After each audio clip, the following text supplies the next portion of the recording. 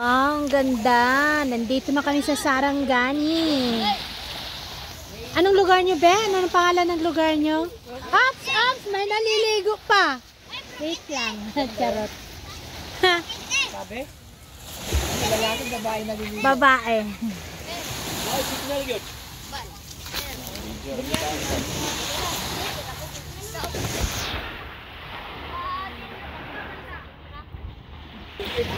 Wow.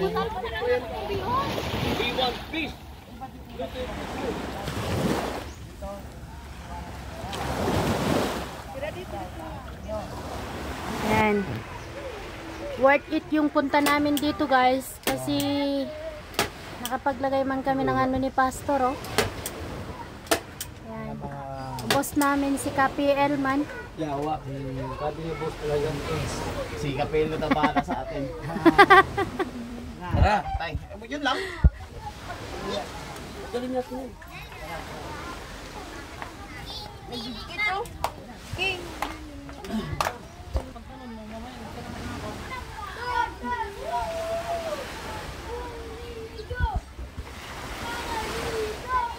Inday Sara. Inday Sara. Ayan na. Ang hirap ng daanan namin, guys.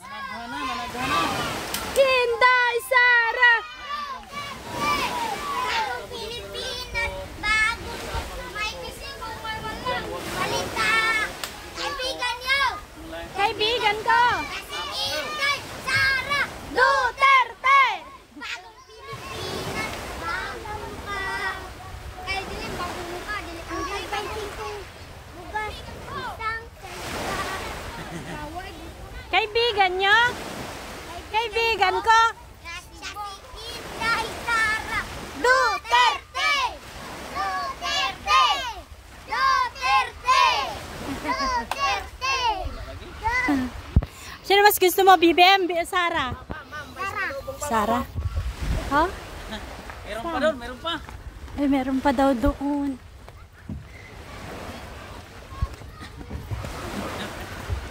Takbo sila eh. Yan ba yung kapital ng tunan ng Pilipinas doon?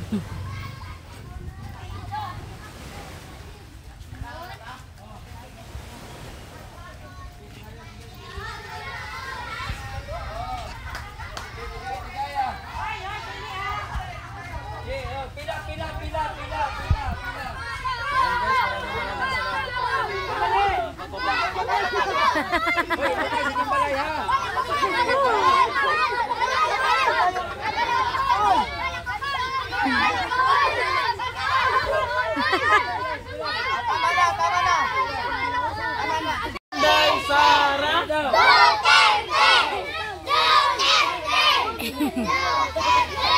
Oh, pinang-hinay lang. Ah, sige, pila-pila. Man, tingnan na nga namin.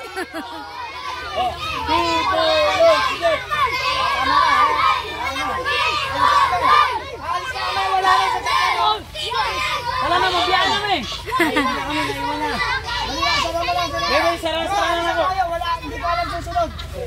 Pastor Apollo Kibuloy.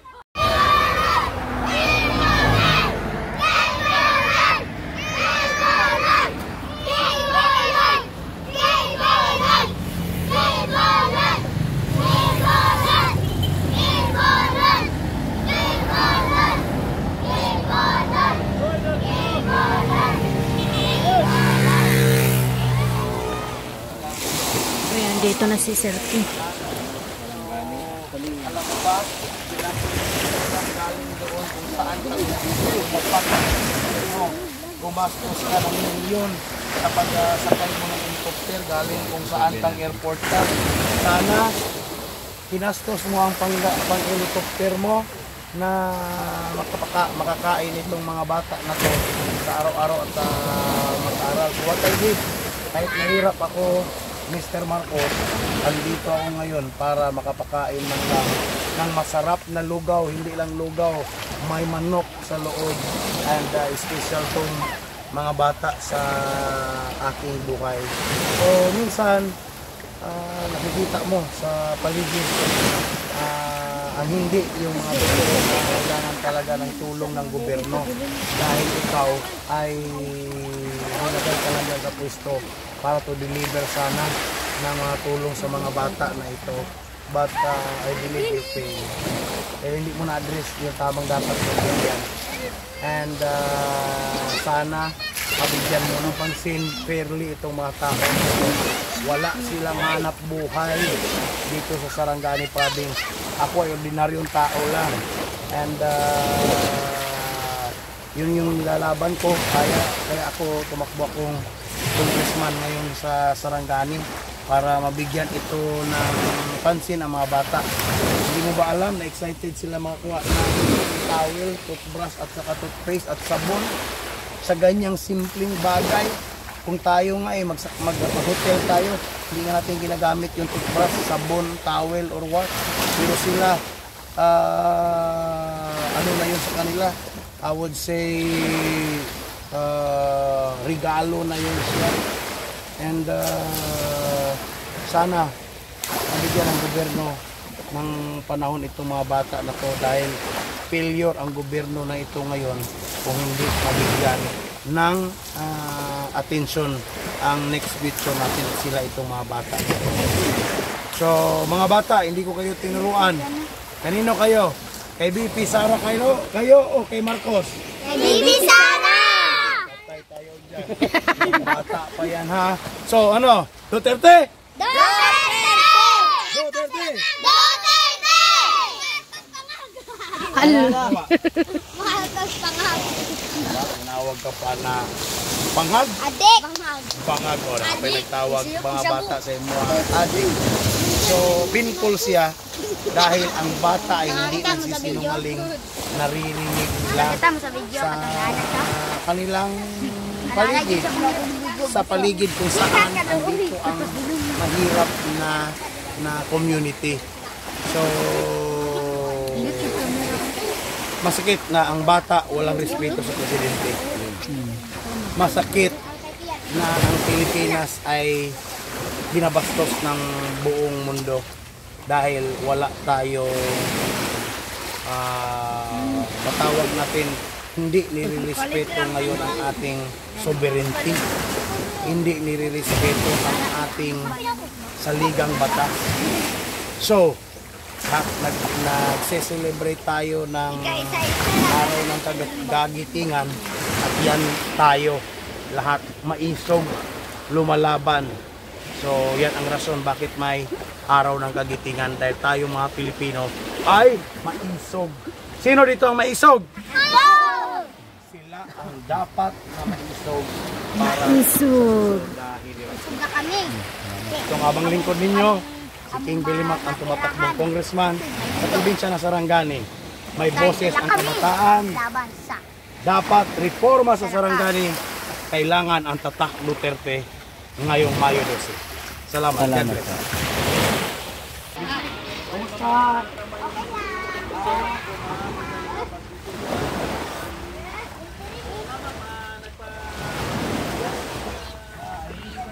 So yan guys, nandito tayo sa Sarangani. Anong bayan ito, anak? Gawas. Purok 8A. Ayan. Purok 8A. Ayan. So, nasa gilid tayo ng dagat, mga kababayan. Kita nyo naman po yung mga bangka. At kasama natin ang isang aspiring congressman na si Sir King Bilimac.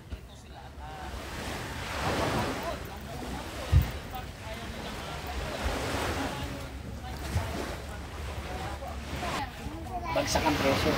Bagsak ang presyo. Wala naman kayong pag-alam siguro sa sa passport na taas ng presyo sa barilis dahil ang bigas ngayon mahal.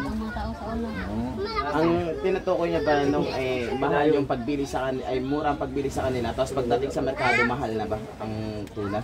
Mahal sa ibang bansa. Merkado. Pero kumbaga nalulugi sila dahil yung yung dating kinikita nila na malaki kinikita nila ang panahon ng kay Pangulong Duterte, ngayon biglang bumagsak ang kinikita nila dahil kumbaga nagmura yung presyo. Kumbaga merong manipulasyon ng bentahan. Kumbaga kumbaga nakaka-counter ng mga negosyante. Yun ang problema dyan. Sila, mandaragat sila nanguhuli. Ibebenta nila sa isang negosyante. Nung panahon ni Pangulong Duterte, ang bentahan nila malaki. Halimbawa, ako negosyante, bibili ko sa presyong malaki. Dati, nung panahon ni Pangulong Duterte. Ngayon, 300, 200 ang pinakamura. Ngayon, itong panahon ni Pangulong BBM, nag-abuso yung mga negosyante kasi nga, mahina ang management system. Kumbaga, ang weak leadership, kumbaga. Kaya ang ginawa nitong mga negosyante, binabarat yung bentahan ng isda. Naranasan nila, ito tunay na karanasan to mga kababayan. Tagal na ako Hindi. sa fishing. Tapos nung panahon noon, nung nahuli sila kasi nangingisda sila, nahuli sila ng mga Indonesian, siguro nalagpas sila sa jurisdiction o sa area ng dagat, nahuli sila ng mga Indonesian. Pero Ang tumutulong si Duterte. hindi sila pinabayaan ng administrasyon ni Duterte. Kumbaga, pinauwi sila ng mabilisan. At pagdating pa dito, binigyan pa sila ng tulong na pinansyal. Diba? Ang galing na Pangulo, diba? Kumbaga, binibigyan ng dating Pangulong Duterte, alaga niya ang mga mangingisda, ang mga mandaragat. Ngayon, napabayaan dahil itong management system natin is walang leadership. Kumbaga, incompetence management system ang nangyayari. Kaya sila bilang mandaragat, umiiyak sila ngayon. Kaya nga kami narito, Manong, anong pangalan niyo po, Manong? Eliezer Bello. Oh, Eliezer Bello. Napanood ko po kayo sa TV noon, nung ini-interview kayo, nung nahuli kayo. Kami ni Duterte si Bongo. Si Bongo na sa amin sa Sarsa, Davao. Ngayon po, yung mga problema nyo po ay tutugunan na ng ating tumatakbong congressman, King Belly Mac. Yan po, nandito sa inyo ngayon para alaminin kung ano po yung mga hinain nyo at mga problema nyo. Ito po yung tamang pagkakataon para makausap nyo ang isang politiko na merong tunay na pagsiservisyo. Ngayon, kung ano man po yung mga sinasabi nyo na yan, mamaya, kung magsasalita si congressman at magkaaroon kayo ng pag-uusap personal, pwede niyong sabihin sa kanya at isang bunin sa kanya yung mga problema. Pero magagawa niya kayong matulungan kung siya ay tutulungan niyo rin na maging congressman ninyo dito. Nang sa ganun, siya ang magiging boses niyo sa kongreso. Totoo yun. Sumubok kayo ng bago na merong pagbabago na magagawa sa mga antas ng pamumuhay niyo. Ano sir, may tanong ako sa inyo. Si Sara. Nilagyan siya natin sa Tatakbo talagang presidente si Ma'am VP Sara Duterte. Yan pa ang isang dahilan, napakaganda ng tanong nyo Manong. Yan ang isang dahilan kung bakit tumatakbo ang ating congressman, King Belly Mac, dahil gusto niyang mapigilan yung pinaplano ng pamahalaan ngayon o ng mga congressman na i-impeach ang ating future president, Ma'am VP Sara Duterte. Kaya isa sa mga adikain ni Congressman King na kapag siya'y halal o naging congressman, isa siya sa kukontra sa gagawing impeachment sa ating pangalawang Pangulo na future president natin, na si Ma'am VP Sara Duterte. Kaya kung ayaw nyo ng impeachment, kailangan piliin nyo yung ayaw sa impeachment. Nakuha nyo, Kuya Manong? Kasi si congressman, ayaw niya ng impeachment. sabi na niya, ano lang, ito, pero si Duterte, okay. Lahat sa ano mga gawa dun sa mga magsisira sa mga kababayan, tapos niya na, ano niya, Naayos niya. ayos niya. Mayroon akong t-shirt niya, Go Duterte. Binigyan ni Sarah yan sa amin sa bahay. Mapalad kayo at meron kayong t-shirt ng ating pangalawang Pangulong Sara Duterte. Kasi yun ang isa sa magpapatunay na talaga kayo maka Duterte. Pero itong usapin natin na ito, Manong, usapin ito ng bayan at mamayan. Instrumento lang ang mga politiko para tugunan ang mga problema nyo. Instrumento itong mga politiko. Kahit si Congressman King Belimac, instrumento siya para hanguin kayo o idalin kayo sa isang pagbabago ng mga buhay nyo. Kasi matagal na panahon na ang politiko nyo rito, puro pangako lang.